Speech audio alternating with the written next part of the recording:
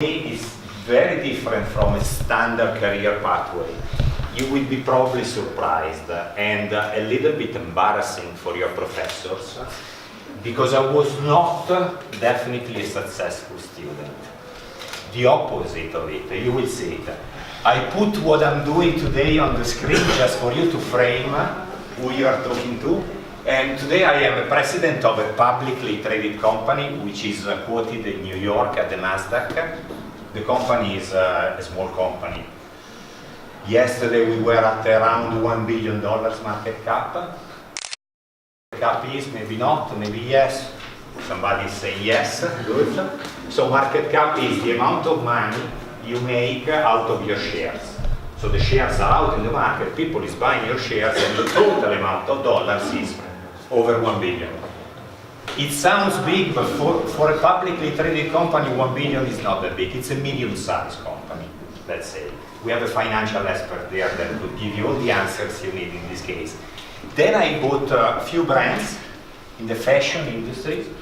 That is my company as an entrepreneur, and I'll show you a couple of pictures later. And I am a business angel and an advisor. Do you know what a business angel is? Yeah. Yes, no? Business angels is somebody that has little money available for companies to be invested in ventures. So if somebody with a good idea comes to me and I like it, I may give some money to him, her, to develop their project. In this moment, I'm the major investor in a company in New York that does vascular access catheters, medical devices. The company is not doing well, but I'm the major shareholder of that side of investments. And as an advisor, there are 3-4 companies that are doing market intelligence, and once in a while they call me for a 1-hour consultancy, and I charge them for 1 hour of my time, depending on my availability. With that, before talking about career and success, we need to define what a successful career could be, what your aspiration could be, what drives you. Essentially, for me, I translate that in what would make you happy in doing your job. And I don't know if you thought about that before or not, but there are different motivators for each individual. So this is not standard. Everybody has his own motivations by experience, by nature, I don't know, by personality. What I did was I listed the drivers that I had in my life, in my professional life. Those are mine. You may have different ones. I hope you have different ones. And I split it on the left, the ones that at certain part of my life have been present for me and important for me. Money was always there, actually almost always there. Recognition, prestige, fame, helping others became very important, and it is very important today. Peace of mind, working in a team that you like, easy life, and easy life is between quotation marks, because easy life for me means not to be too busy, not to work too much, work but not that much, unless you are really in a momentum of passion that would make you think a job is the most important things in your life in that moment, but it cannot be the most important things of your life always. So that is something we could elaborate later, but you need to balance business and private life. Fun. For me, it's very important to have fun in everything I do professionally. I have not always been having a lot of fun, but mostly in my career it has been a fun experience. And then, in summary, understand what in your job, and then go for it. That's the message. So if you find something you like, Forget the stereotypes, forget the definitions, like I want to be a lawyer. What does that mean to be a lawyer? You need to find something in law that you get passionate about, and then you go deeper into that. But this is the list of what I had during my life. This is the list of what is still there today. So now I'm 53. I started to work at 25, seriously, more or less, and you will see later. What is still there today? Money, recognition, helping others, peace of mind, team, and fun. Few things disappears. I forgot to tell you, peace of mind means to go to bed and sleep without any worries about what could happen the day after. Meaning, ethics. Don't do things that are putting you at risk. And it's legally, it's compliance. You don't want to really go to bed and say, wow, maybe tomorrow the police comes and gets me because I did something wrong. If you can stay out of that, you live a much nicer life. Peace of mind. But let's try to go into the story. I split my professional life in two parts. The first 25 years, the second 25 years. Those are the first 25 years. And you see, it's not really a beautiful PowerPoint presentation. I recommend you to get much better than I am in PowerPoint preparations, because this is very basic. But school, I am not graduated, so I don't have a degree. I finished the high school, and it was not such a successful experience because it took 1 year extra for me to finish the high school. I was a very lazy student, to say the least. Actually, a very bad student. So this is not the part that I want you to take home. It would have been much easier for me to finish on time, but I didn't. What I can remember of this is that I was available for any possible job.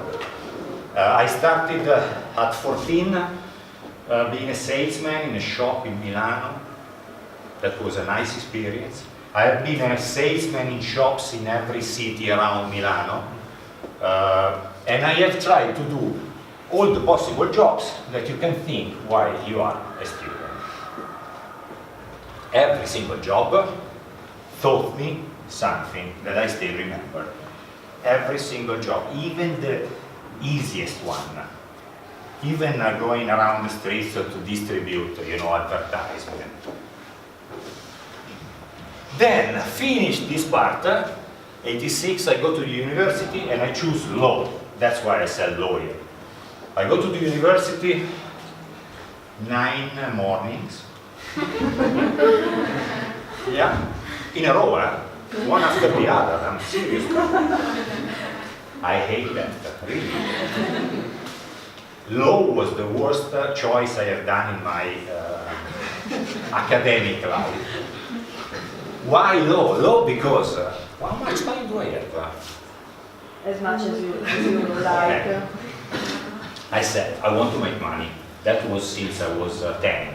When they were asking me, what do you want to be when you are an adult? I said, I want to be rich. What that means, I don't know. At that time, would have been maybe to be able to buy all the candies in the shop or whatever. So I said, if I master the law, then I can do anything in business. Bullshit. Sorry. Absolutely not right. If you master the law, the Italian law, then you can be a nice law professional in law. That's it. You need to have a business mind to be a good businessman. Anyway, I quit, as you can imagine. In the meanwhile, I kept on doing any possible jobs. And later, if you want, if you have time, you can ask me which sort of jobs.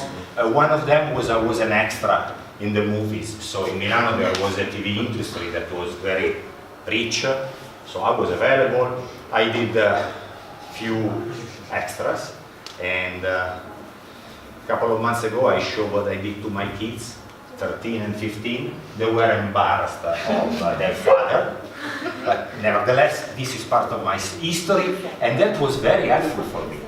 Because I am a shy guy by nature. But going in front of the camera helps you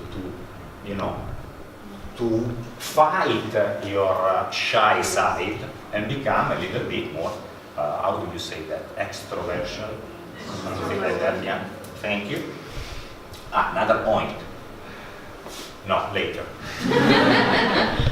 Then I need to do military service. Military service in Italy, it was mandatory. I choose police, military police, carabinieri. Why? Because they pay the salary. Indeed, it was a million Italian lira, which is 500 euros. But let's place things in perspective. Let's say 1,000 euros. If we look at the cost of life, cost of living, 1 million, 1,000 euros. So 1,000 euros. Great. I mean, I didn't have any money in my pockets for me. It was the best salary I could get. So I thought about remaining in the army. At that time, 1,000 euros was a lot of money. So I said, I'm gonna stay. Well, I failed. I cannot make it. I'm not a policeman by heart. Anecdotically, we were going into a park in Milano arresting drug dealers, people selling drugs. So we are like 40, 50 policemen in this little truck.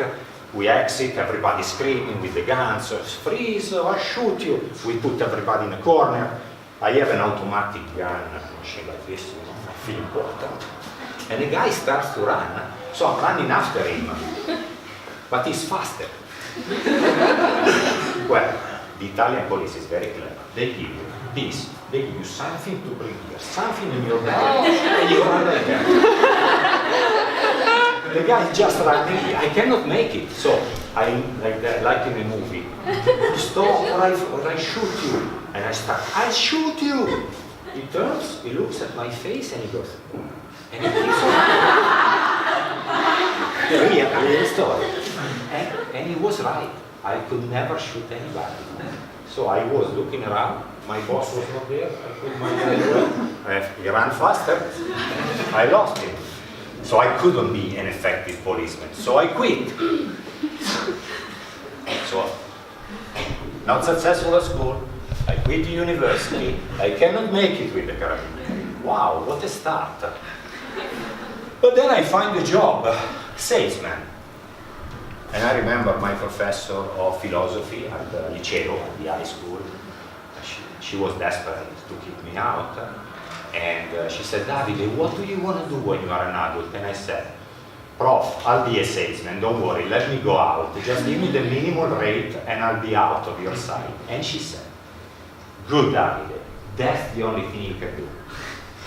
You can just sell, nothing else. Okay, thank you, she let me go. The graduation at the high school was 60 points, I made 37. The minimum was 36, so it's better than the minimum, it's 37, much better. So anyway, I get this job, salesman, great job. They give me 1,000 euros. So that's, for me, still a lot of money. And a car. Wow, I have a car for free. Expenses, hotels, beautiful hotels, wardrobe. You dress well and you don't pay for it. Makes me feel successful. I'm happy in the job. I do it for 2 years and then I'm fired. I was a good salesman, by the way, successful. But arrogance was one of my limitations. I hate my boss, so I asked for a meeting with the owner of the company. My boss, myself, the owner, and I go. Doctor, in Italy everybody's a doctor. If this guy is still my boss next year, I quit. You can imagine the reply. Why don't you quit now? I was fired.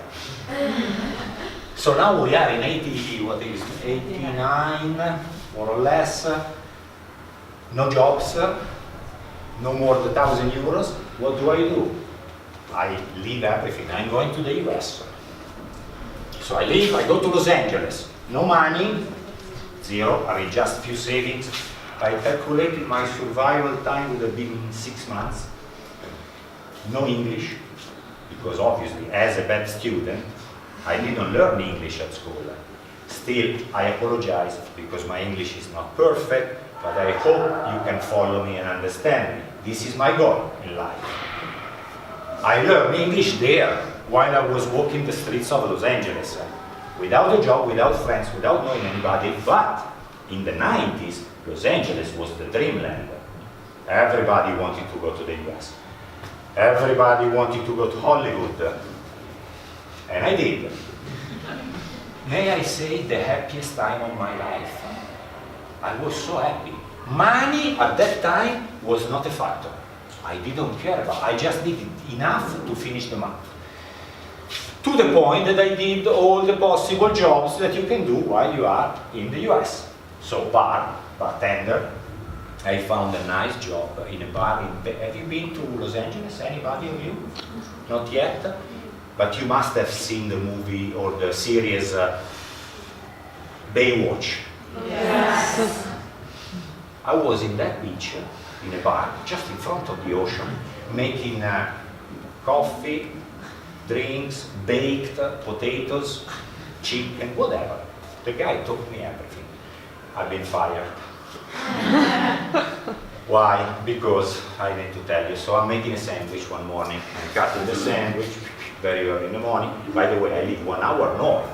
I need to wake up at 5, going to the bar, being there at 7, preparing everything and working all day long for the great amount of $20, $30 a day, working 3 days a week. But that was enough for me to survive. So I cut this sandwich, I cut my finger, blood spills into the sandwich. And I close it and put it there. It was not because I wanted to have anybody eating my blood. It was because I was scared of losing my job. It was a reaction, instinctive reaction. The guy saw me, and I look at him and I go, this is not my job, right? And he said, no, I don't think so. So I'm fired. Yes, you are. So I'm not being fired, I have stimulated him. So another failure, doesn't matter. Then I find a job in a ranch, the best job in my life. It's a progression of happiness. What do? I clean the horse residuals. But I love that, because when you go to a ranch and you work with horses, I'm looking at the camera now. The first is the stink. The first day is, wow, that stinks. 3 days after, you love it. You get used to it, I swear. Actually, among cowboys, because I used to call myself cowboy, we were throwing horse shit at each other. After a few days, it becomes like grass, simple grass. Trust me, it's not disgusting at all. And the horses is fun. I wake up in the morning, I feed the horses. There are rules to feed the horses. The chief horse, the others. First the chief, otherwise he bites the others. You need to do, it's a huge place in the middle of nowhere. You could shoot with a gun and nobody could hear you, because the next village is miles away from there. And I have not been fired there. First time I got a job and they like what I do. By the way, it didn't last forever. Why? Because one day the police comes, arrest me. I go to jail. Why? Because I'm working without a green card. Exactly. In the US you need a green card, as normally you would need anywhere, but in the US they are very tough. So, working without a permission, they put me in jail for 6 hours. After 6 hours, the jail was fun actually, because it was a room like this, full of people from everywhere in the world. That day, probably they took a plane out of India, so full of Indians. I couldn't communicate with them, sitting in a corner with my cuffs, 6 hours, don't talk to anybody. They come, they put me on a plane, seriously, literally, sit on the plane, uncuff me, and the plane goes back to Italy. Can you imagine the people in the plane, what they thought about me? I was, 3 seats. They didn't put me in a business economy last row. Mother, son, mother, me. I sit The mother takes the son.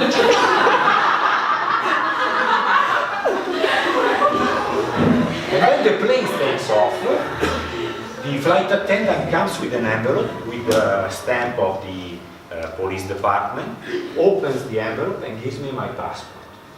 And my passport was full of red stamp, banned. That's what I remember. Void, banned. I mean, 7 years out of the US, I cannot go back. That was the saddest day in my life. Why? Because in the meanwhile, I have started an import-export business with friends in Italy. I was buying t-shirts, you know, Surf, Pacific, Coast, Highway, sending them to Italy. That friend of mine was selling the shirts. Saddles for horse riding. Remember, everything you do teach you something. I was working with horses. I learned about horses. I took an exclusivity for entire Europe of those saddles, the saddles that LAPD, Los Angeles Police Department, is using. Those are mine for sales into Europe. We were not making much money, but it was fun and it was enough to go to the end of the month. Well, that is lost. I cannot go to the US for 7 years, so put a cross here. Best place, best time, very happy, very depressed. I'm back to Rome. There are many other stories about my time in the US, but I don't want to buy the entire day. So I'm back in Roma. By the way, they didn't send me back home. They sent me to Roma because Rome was the first available flight. I take another flight on my expenses, and that was burning. Go back. My mother. Mom, they kicked me out. I don't know where to sleep. Can I stay with you? She said, please. Because the day that was the saddest for me was the happiest for my mother. Because she was very scared by me going to the US without knowing anybody and not even speaking English. Anyway, around 1 year time frame, I'm back into, not this side, Italy. At that point, I need to find a job because I don't have money and I don't have a place to stay. And urgently. So what do? I don't have a degree. What do I offer? What can I offer? And that's the most important message of the day for you, if you can remember. Make an inventory of what you have and why you are valuable for the guy that should give you a job. I made my inventory. I didn't have much, but by then I could speak English. And in the 90s, in Italy, not everybody could speak English, so that was a competitive advantage. Today, I would say that wouldn't be a competitive advantage. You would need to speak English, Chinese, German, maybe 3-4 languages, then you maybe are competitive. If you speak only one, it's just a starting point. Anyway, I could speak English. I had a background of a salesman. I could show some entrepreneurial spirit because of that import-export venture. Roll-on attitude, that was true. I can roll my sleeve up and work. I have demonstrated that throughout all of my life, since I was 14. And a wardrobe, so I have few suits that I kept from my previous job, so I can dress up for an interview. Nothing else. So I go for the interviews and I get the jobs immediately. Fantastic.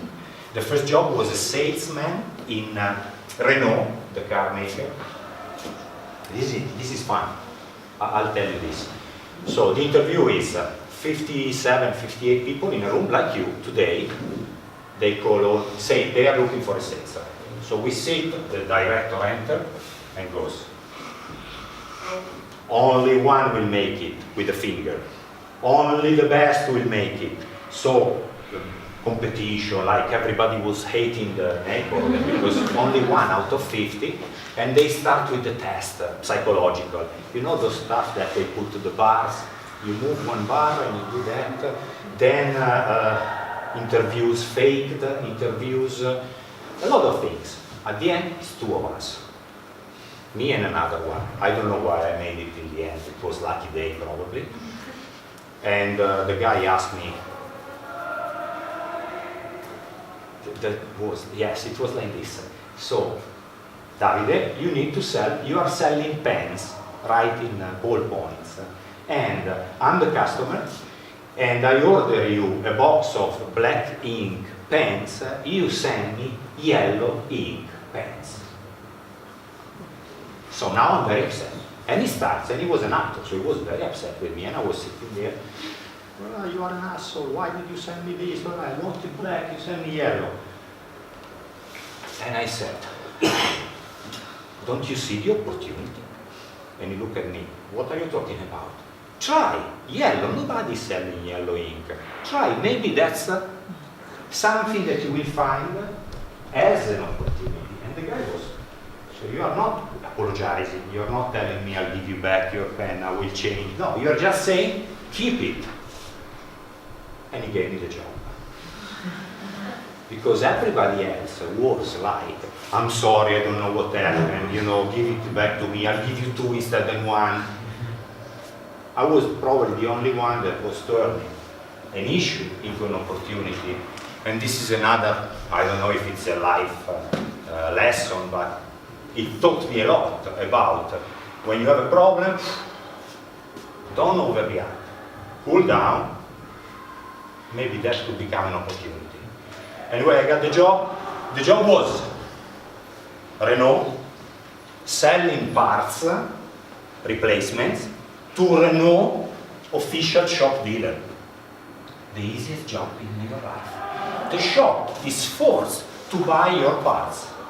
And they made that a mess of 50 people just to, it's like, you are a Renault guy selling to a Renault guy that is mandatorily obliged to buy from you. You know how long I lasted in the job? 1.5 months. But that time I quit. I couldn't do it. It's too easy. Where is the fun? Boring. Fortunately, I found another job. Actually, I found 2 jobs. No. I'm still okay? No problem. Okay. Enjoying. So I found 2 jobs the same day. Monday morning, I need to start, 9 a.m. 2 companies are waiting for me. One is in the medical device, medical, operatory room. One is in the hi-fi, music. Music is my passion. Hi-fi is my passion. Medical device, I passed out if I see blood. So if I see my blood, I just faint. So I want to go to the hi-fi. So I called the hi-fi guy, doctor, I'm coming, but I found another job. They are giving me a car. So not only the salary, they give me the car. If you give me the car, I come to you. And he goes, I'm sorry, I don't have a car for you. And how do I travel? You need to take the train. I'm sorry, I'm not coming, I need a car. I go to the medical device company. The same morning, Milan. And remember, I faint if I see blood. The job is to go to the operatory room and assist doctors in doing operations. So there is a bet, a total bet.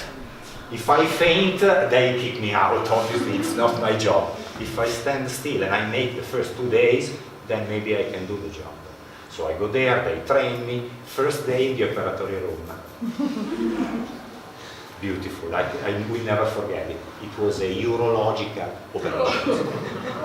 Urology for men is our part, the important one. And I enter, they dress you, they teach you how to, clean, like beautiful mask.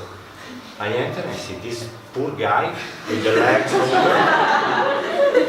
He's stuffed down there, and the doctor takes what they call ureterorhinoscope, which is a device this long, rigid, that goes inside till the kidney. From there, the guy is sleeping. You put yourself in his shoes and you feel like they are entering yourself. So you really feel it inside. I had to leave. They didn't notice. I left. I went out, opened the window. I took a lot of sugars in my bones. Sugar. Wash again, dress up, enter. Nobody noticed that. Few minutes, I go out again. Sugar. Back into the art, 3rd time. And then I found it. I started to think about something beautiful. So I was looking there, but I couldn't care less. I was thinking about